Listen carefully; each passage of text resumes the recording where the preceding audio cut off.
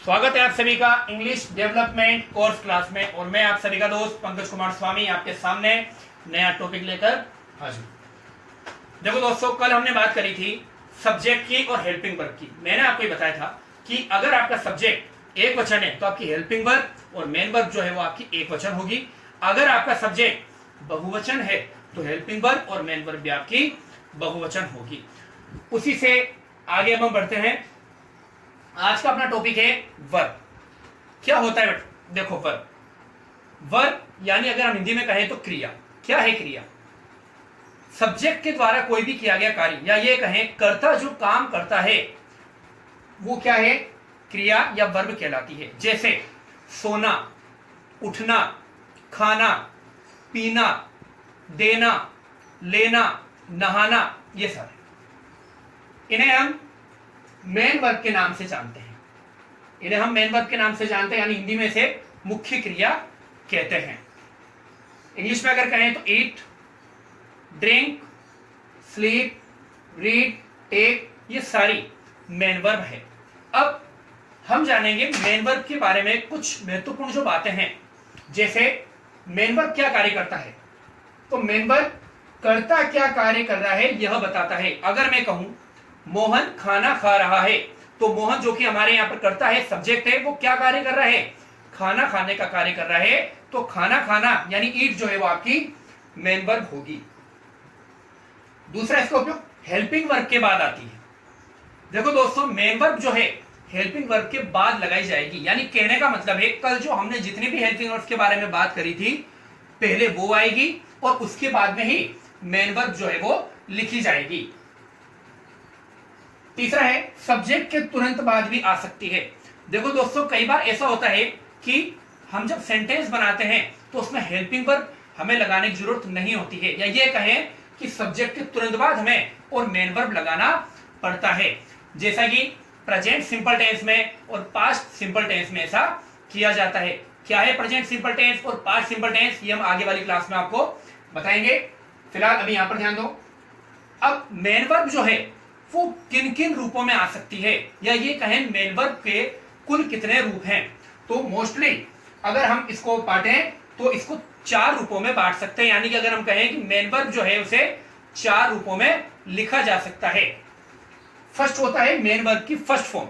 कहने का मतलब है जो आप ईट, ड्रिंक, स्लीप, रीड, टेक, ये सारी की सारी फर्स्ट फॉर्म कहलाती है। कहने का मतलब है यह क्रिया का सामान्य रूप है। दूसरी होती है वर्ब की सेकंड फॉर्म। इसे भूतकालिक क्रिया के नाम से भी जाना जाता है, क्योंकि इसका उपयोग पास्ट सिंपल टेंस में या फिर भूतकाल में किया जाता है।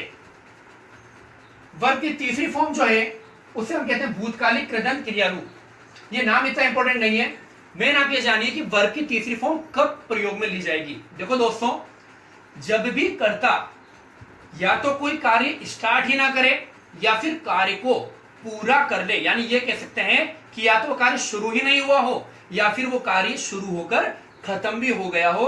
अगर आपको अपने सेंटेंस में, वाक्य में ये बताना है तो आप वहां पर वर्ब की तीसरी फॉर्म का यूज करेंगे। जैसे अगर मैं कहूं तुमने अब तक पढ़ाना शुरू नहीं किया है, तो ये क्या है? कार्य अभी तक शुरू नहीं हुआ है, तो वहां पे वर्ब की कौन सी फॉर्म लगेगी? तीसरी फॉर्म लगेगी। हमने अपना लेसन याद कर लिया है, तो लेसन याद करने का कार्य पूरी तरीके से कंप्लीट हो चुका है, इसलिए वहां पर भी वर्ब की तीसरी फॉर्म लगेगी। चौथी बहुत इंपॉर्टेंट है, ज्यादातर वाक्य जो हम इससे लिखेंगे, वर्ब की आईएनजी फॉर्म। देखो वर्ब की आईएनजी फॉर्म का मतलब क्या होता है? जब भी कर्ता ये शो करना चाहता है या वाक्य में ये हमें पता चल रहा है कि जिस समय हम वो वाक्य बोल रहे हैं उस समय वो कार्य चल रहा है। जैसे अगर मैं कहूं मैं मंदिर जा रहा हूं, इसका मतलब मैं अभी रास्ते पर चल रहा हूं और मंदिर जाने के लिए मैं घर से निकल गया हूं और मंदिर अभी तक पहुंचा नहीं हूं। कहने का मतलब है जब मैं ये वाक्य पढ़ रहा हूं या जब हम ये वाक्य बोल रहे हैं तो उस समय कर्ता वो कार्य कर रहा होता है। तो जब भी कर्ता कार्य करे और वो क्रियाशील हो, निरंतर चल रहा हो, तो वहां पर अपन वर्ब की आईएनजी फॉर्म का यूज करते हैं। अब इन चारों फॉर्म का यूज कैसे किया जाता है इसके बारे में नीचे एग्जांपल से समझते हैं। देखिए, फर्स्ट, वह गाना गा रहा है। जैसा कि कल मैंने आपको बताया था कि सबसे पहले हमें क्या देखना पड़ेगा, कर्ता यानी सब्जेक्ट देखना पड़ेगा, और उसके बाद में आपको हेल्पिंग वर्ब देखनी पड़ेगी। तो इस वाक्य में हमने देखा कि जो वह है वो हमारा क्या है, सब्जेक्ट है, और ये पता चल रहा है कि ये लड़का है। तो कल हमने बात करी थी, अगर लड़का है और वह लिखा हुआ आता है तो उसके लिए हम क्या लिखते हैं, ही।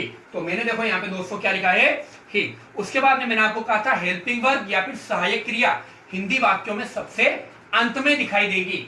तो देखो अंत में क्या आ रहा है, तो क्योंकि ही आ रहा है तो उसके साथ में हमने आपसे कल बात करी थी कि ही एक वचन है, तो हेल्पिंग वर्ब भी एक वचन लगेगा, तो हमें क्या लगाना होगा, इज लगाना होगा। अब बारी आएगी मेन वर्ब की। अब हम देखते हैं मेन वर्ब। मेन वर्ब है गाना गा रहा। कहने का मतलब है कि वो काम उस समय चल रहा है, गाना जो है वो गाया जा रहा है उसके द्वारा। तो इसका मतलब हमें क्या लगानी पड़ेगी, वर्ब की आईएनजी फॉर्म लगानी पड़ेगी। तो देखो दोस्तों मैंने सिंग और पीछे क्या लगा दिया, आईएनजी, सिंगिंग। मतलब वर्ब की आईएनजी फॉर्म से मैंने ये बता दिया कि ये कार्य अभी भी चल रहा है। उसके बाद में ए सॉन्ग। दूसरा वाक्य देखते हैं, उसने गाना गाया। देखो दोस्तों यहां पर भी सबसे पहले आपको सब्जेक्ट उसने, और लास्ट में अगर आप देखेंगे तो लिखा हुआ है गाया, क्योंकि यहां पर कोई दूसरी हेल्पिंग वर्ब नहीं है। देखो यहां पे ना तो था है, ना है, ना ही ऐसा कुछ है जो कि हेल्पिंग वर्ब को शो कर रहा है। लेकिन हमें इतना जरूर पता चल रहा है इस वाक्य में कि ये जो काम है वो भूतकाल के अंदर हुआ है, अभी चल रहा नहीं है। तो जो कार्य भूतकाल में हो गया है उसके लिए हमने क्या पढ़ा था, वर्ब की सेकंड फॉर्म लगाई जाती है। इसलिए सिंग की सेकंड फॉर्म क्या लगाएंगे हम, सेंग लगा देंगे।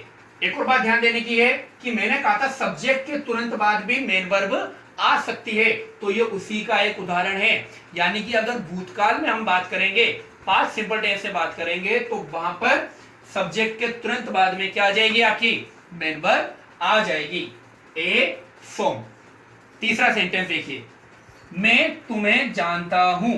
देखो दोस्तों यहां पर हम देखें तो कोई कार्य किया नहीं जा रहा है या फिर किसी कार्य के करने की बात नहीं हो रही है। ये एक सामान्य सा कथन है, एक वाक्य है जो कि ये बता रहा है कि वह तुम्हें जानता है। तो यहां पर इस सेंटेंस के लिए हमने सबसे पहले सब्जेक्ट हमारा मैं है, तो हमने क्या लिखा, आई। अब वापस अगर हम देखें और हूं के हिसाब से हम क्या लगा लें, एम लगा दें, तो गलत हो जाएगा, क्योंकि यहां पर कोई भी कार्य किया नहीं जा रहा है। और जब कोई कार्य क्रिया का जब भी हम सामान्य रूप लिखते हैं यानी वर्ब की क्या लगाएंगे, हम फर्स्ट फॉर्म लगाएंगे। तो हमने यहां पर लिखा नो यू। कहने का मतलब है जब भी आपको केवल सामान्य कथन के बारे में बात करनी है जहां पर कोई क्रिया नहीं की जा रही हो, तो ध्यान रखें दोस्तों हमेशा वर्ब की फर्स्ट फॉर्म यानी क्रिया के सामान्य रूप का प्रयोग करेंगे। अब नीचे कुछ एग्जांपल और देखते हैं। देखो, मैं मंदिर जाता हूं। अगर आप यहां पर देखेंगे तो यहां पर आपको पता चलेगा यहां पे कोई काम नहीं हो रहा है, ये क्या है, एक सामान्य कथन है, इसलिए हम यहां पर मेन वर्ब की फर्स्ट फॉर्म को यूज में लेंगे। देखो सबसे पहले मैं के लिए मैंने लिखा आई, जाने के लिए हमने वर्ब बताई थी आपको गो। जाने की वर्ब क्या होती है, गो, तो क्रिया का सामान्य रूप है, हमने लिख दिया गो टू टेम्पल। अगला देखो, मैं पिकनिक गया। इस सेंटेंस से आपको क्या पता चल रहा है कि पिकनिक जाने का कार्य भूतकाल में हो चुका है। तो यहां पर कौन सी फॉर्म लगेगी, वर्ब की सेकंड फॉर्म लगेगी। तो हमने लिखा आई गो की सेकंड फॉर्म क्या होती है, वेंट टू पिकनिक। अगला देखिए, वे वहां गए हुए हैं। देखो दोस्तों ये तीसरा जो सेंटेंस है ये बहुत इंपॉर्टेंट सेंटेंस है। जैसा कि मैंने आपको बताया था वर्ब की तीसरी फॉर्म का यूज तब किया जाता है जब कोई काम शुरू होकर खत्म हो गया हो या फिर उसे शुरू भी नहीं किया गया हो। तो यहां पर उनके जाने का कार्य पूरी तरीके से खत्म हो गया है, इसलिए यहां पर हम क्रिया की किस रूप का प्रयोग करेंगे, वर्ब की थर्ड फॉर्म का यूज करेंगे। तो वे के लिए हमने क्या लगाया, दे जो है हमारा सब्जेक्ट है और वे को इंग्लिश में हम किस वर्ड से बताते हैं, दे। उसके बाद में जब भी हम वर्ब की तीसरी फॉर्म को यूज करते हैं तो हेल्पिंग वर्ब के रूप में हेज और हैव लगाते हैं।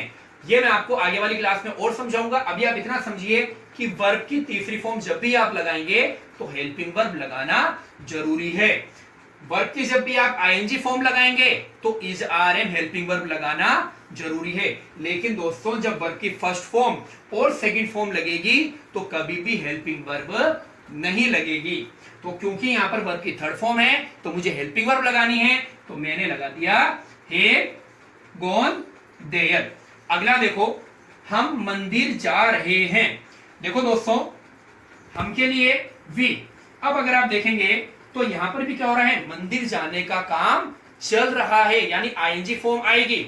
लेकिन आईएनजी फॉर्म से पहले आपको मैंने बताया था हेल्पिंग वर्ब आती है। तो हेल्पिंग वर्ब देखो लास्ट में क्या आ रहा है, तो हमने क्या हेल्पिंग वर्ब लगाई, आर, और हमारी मेन वर्ब क्या हो गई, गोइंग टू टेम्पल। तो आई बात समझ में दोस्तों। कहने का मतलब है क्रिया के हर रूप का प्रयोग अलग अलग वाक्यों में किया जाता है। अगर आपकी क्रिया या कर्ता जो है उस क्रिया को अभी भी कर रहा है तो आप हमेशा आईएनजी फॉर्म का यूज करेंगे। अगर आपका जो कर्ता है उसने कार्य को खत्म कर लिया है या फिर अब तक शुरू भी नहीं किया है तो वर्ब की तीसरी फॉर्म का यूज करेंगे। अगर कर्ता ने कार्य को पास्ट में यानी भूतकाल में किया था तो आप वर्ब की सेकंड फॉर्म का यूज करेंगे। और अगर आपका जो कर्ता है वो केवल एक कथन कह रहा है जिस समय क्रिया कोई भी नहीं हो रही है तो दोस्तों वर्ब की फर्स्ट फॉर्म का यूज किया जाएगा। धन्यवाद।